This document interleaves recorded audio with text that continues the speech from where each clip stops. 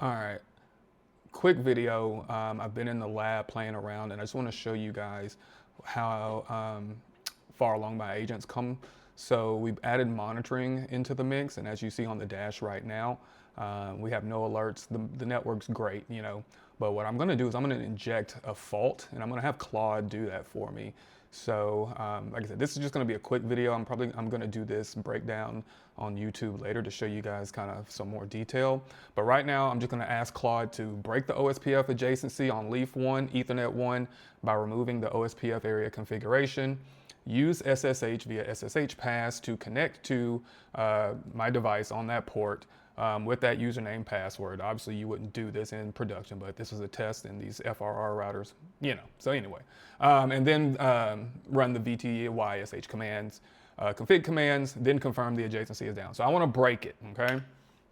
Now, I'm going to have Claude come here and tear this up for me. And our goal is to see that alert come through, okay? Now, as we watch Claude, it's going to tear it down, it's going to remove it, it gets the current configuration with the show IP OSPF neighbor command, so Claude knows what it's working with. It's going to go find that Ethernet, the interface for me, and it's going to tear that down, all right?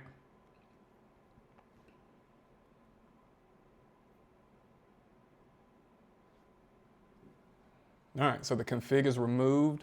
Boom, that's what we want.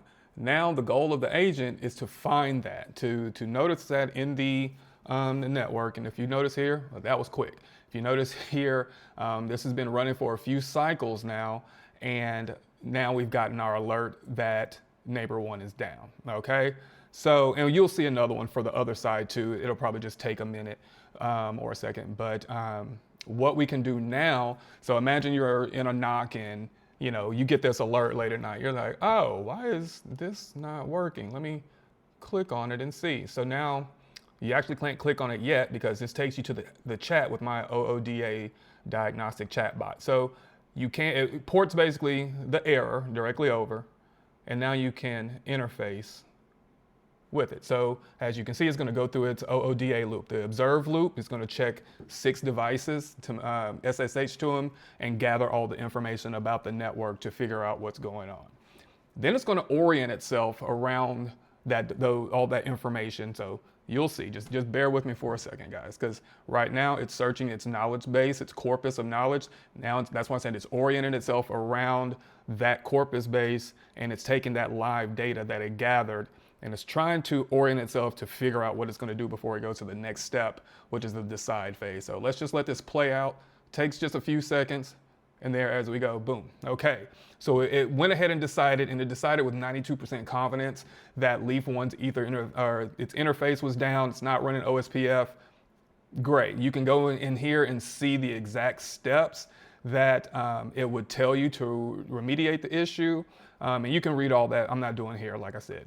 So then it goes and shows you its actions, and you can come in here and look at the actions that it took to get that diagnostic. So it ran all these commands and it verified all that. And so it comes up now with the suggested plan to fix it. But however, this is where you still have that human in the loop to approve or eject its plan. So its plan is to run these commands, which is, it'll go in, run this IP OSPF area command for everything.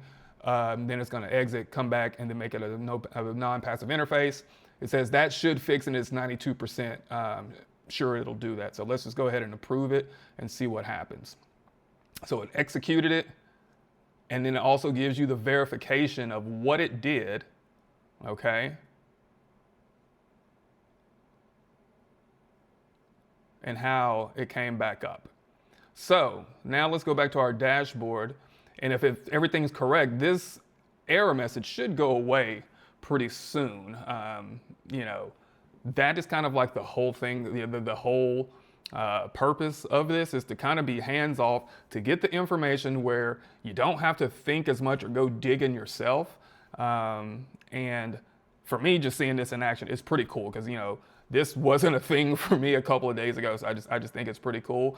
Now, we're still gonna, wait for the error, the alert to disappear, within the dashboard. It might take a while because it's polling every 60 seconds. So it could take, depending on when in the process it was, when we fixed it, it could, take a minute or so for it to disappear. But there it goes, but it disappears. So now just to come back to Claude Code and in our code base, I just want to come here and make sure, can you verify the connection has been reestablished?